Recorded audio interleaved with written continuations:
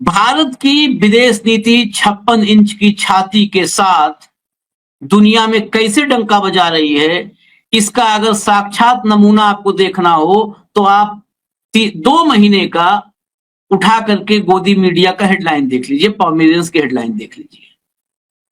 पहले तुर्की को दुनिया के नक्शे से हटा दिया, मिटा दिया तुर्की को, तुर्की नाक रगड़ दिया, खत्म हो गया तुर्की। उसके बाद ट्रंप और मोदी दोस्त, ये तो बहुत समय से है, दो दोस्त पूरी दुनिया पर राज करेंगे। जब उस दोस्त ने पीछे वाले दरवाजे से धक्का मारा, अपमानजनक लग सकता है, लेकिन मैं जो कह रहा हूं उस देश के लिए जानना जरूरी है। गोदी मीडिया ने, पॉमेरियंस ने फिर भौंकने की दिशा बदली, कहा ट्रंप अब अमेरिका महंगाई से बर्बाद होगा, अब भारत और चीन मिलकर राज करेंगे। वही चीन जिसने 2 महीना पहले भारत के खिलाफ युद्ध लड़ा। ये मैं नहीं कह रहा हूं, हमारे देश के डिप्टी आर्मी चीफ ने कहा था। आज रेड कारपेट बिछा हुआ है चीन के लिए। साहब, ये ऐसी विदेश नीति आपने धरती पे नहीं देखी होगी। और जब से मानव जाति का जन्म हुआ तब से आपसी किसी भी राज्य का, समुदाय का संबंध जो है डेवलप हुआ होगा, ऐसा नहीं होगा। ऐसा कतई हिचकोले खाने वाला नहीं होगा।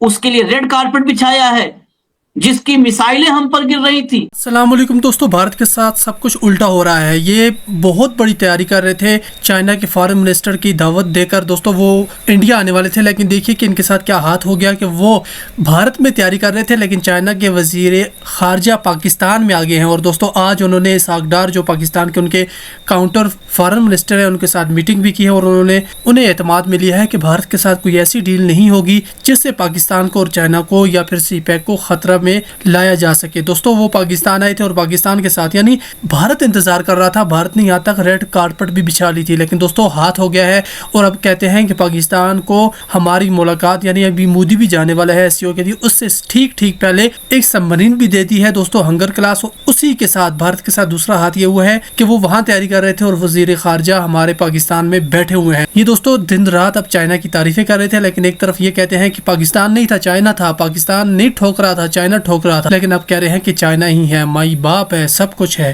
चाइना। जरा एक दिखाइए राहुल सिंह। हाँ, ये देखिए deputy chief of army staff, इनका स्टेटमेंट आप पढ़ लीजिए। China used conflict between India and Pakistan as a live lab. ये लाइव लैब के रूप में भारत और पाकिस्तान के कॉन्फ्लिक्ट का इस्तेमाल चाइना ने किया। चाइना ही मुखौटा, ये तो केवल हेडलाइन है। उनका रेड कारपेट, ग्रैंड वेलकम।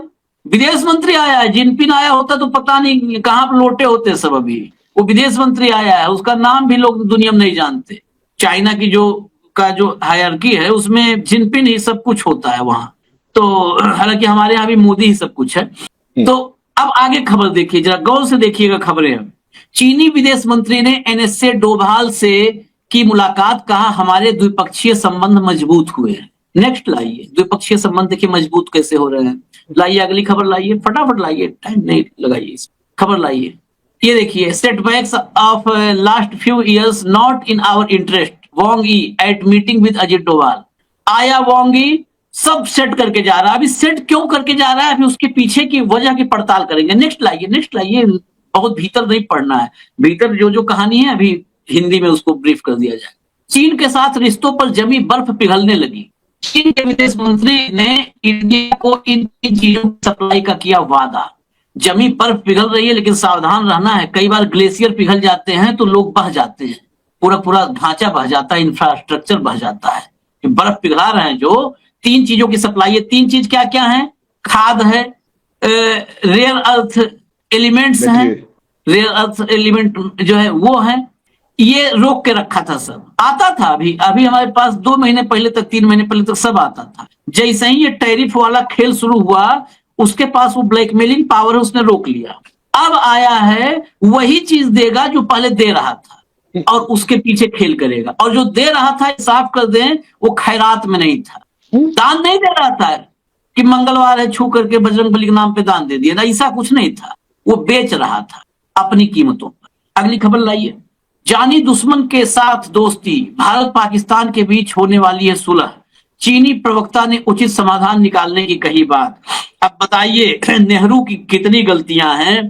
अब नेहरू गलतियों को सुधारने के लिए चीन से दोस्ती करेंगे। अभी इसी चीन पर कहते हैं नेहरू गलती थी। अरे नेहरू ने तो एक बार गलती की, आपके सामने गलती, उसके पहले उनको अनुभव नहीं था गलती का। आपको पता है, गलती का इतिहास पढ़े हो, अब फिर भी गलती कर रहे हो, इसका मतलब आप दबे हो। अब इस पर हम आते हैं, इसी पर चर्चा करते हैं पहले चीन पे, और इसके भीतर असली खेल मैं पहले थोड़ा सा बता दूं, फिर डिटेल में वो करेंगे, 30 सेकंड और लूं। दरअसल चीन का पूरा खेल जो है वो RCEP का है। मुझे जो ये निजी आशंका मेरी है, ये आए हैं, खाद पानी सब देख जाएंगे, मोदी जी आ रहे हैं। बहुत समय से चीन RCEP में भारत को शामिल करना चाहता है। RCEP में कौन कौन से देश हैं? आसियान के 10 देश हैं, वो सब 10 देश आसियान के हैं, सब हैं उसमें। और उनके अलावा कौन है, वो बड़ा महत्व, ठीक है।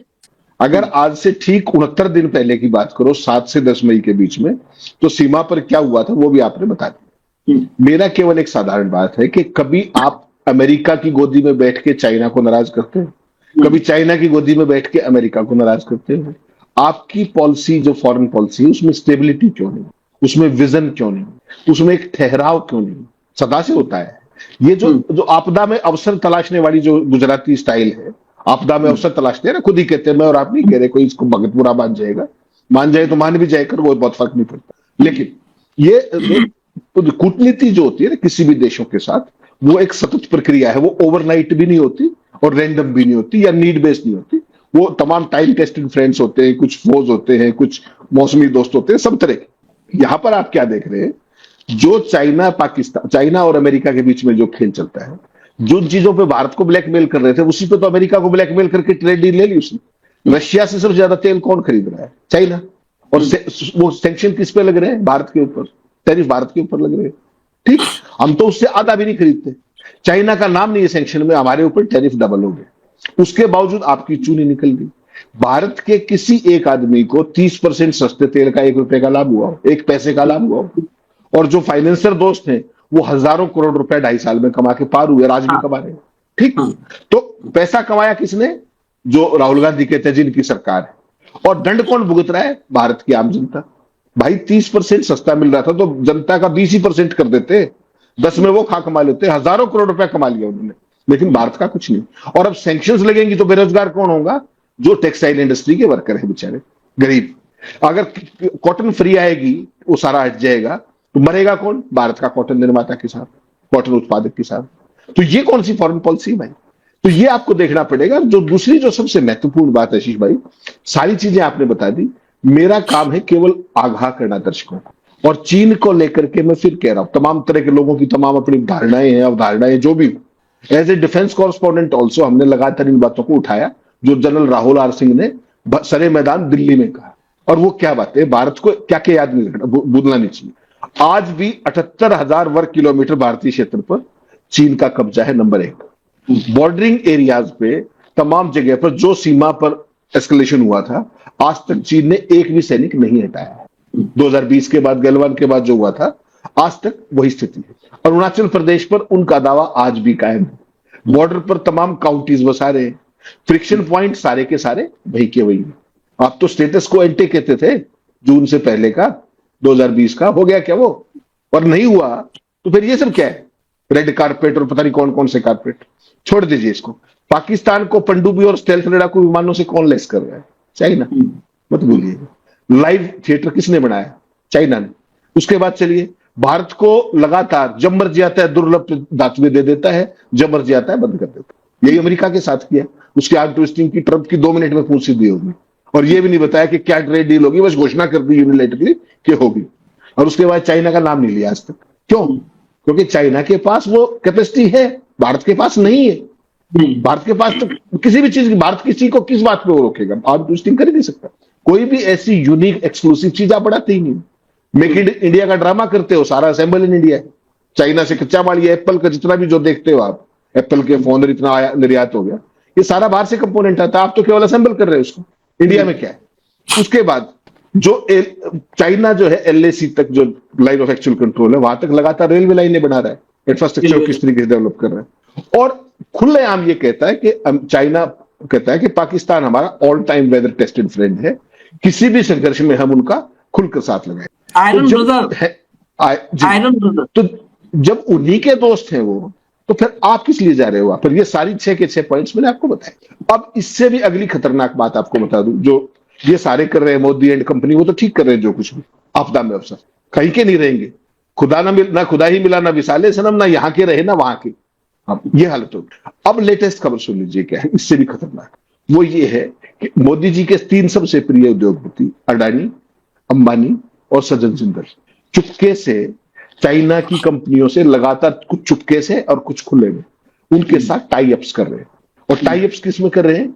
ईवी के क्षेत्र में, बैटरी मैन्युफैक्चरिंग के क्षेत्र में, और तमाम ऐसी टेक्नोलॉजीज के उसमें जहां पर टेक्नोलॉजी में ट्रांसफर तो चाइना करता नहीं, आपको पता, टेक्नोलॉजी ट्रांसफर वो करते ही नहीं कभी। तो वो तो आपके साथ जो, अच्छा इनको एक्सपीरियंस नहीं है उन चीजों का, तो अल्टीमेटली इनका टाई अप हो भी गया। जैसे अंबानी है, अंबानी वहां एक कंपनी में स्टेक लेना चाह रहे हैं, तो स्टेक ले भी लेंगे तो एक्सपर्टीज तो उनकी है ना, हमारी तो है नहीं। तो हमारी डिपेंडेंस कंप्लीटली उनके थ्रू रहेगी। अब चाइना नंबर 1 टेक्नोलॉजी ट्रांसफर नहीं करता, किसी को भी नहीं करता। नंबर 2, हमारे यहाँ चाइनीज की जो बड़ी कंपनी है, बड़ी कंपनी है टेक्नोलॉजी की, उनको एक स्टीमा से आगे इन्वेस्टमेंट का प्रतिबंध है, रेस्ट्रिक्शन है। तो तमाम तरह की वो चीजें हैं डिप्लोमेटिक। ऐसे में ये भाई लोग क्या कर रहे हैं, ये डायरेक्ट वहां करने की बजाय, आपको पता है हर एक कंपनी की सब्सिडरीज होती है, फॉरेन सब्सिडी। हाँ, तो अगर चाइना में डायरेक्ट नहीं कर सकता, अच्छा सारे के सारे खेल ये लो प्रोफाइल है। आप कहोगे मैं कंपनियों के नाम भी बता दूंगा सारे।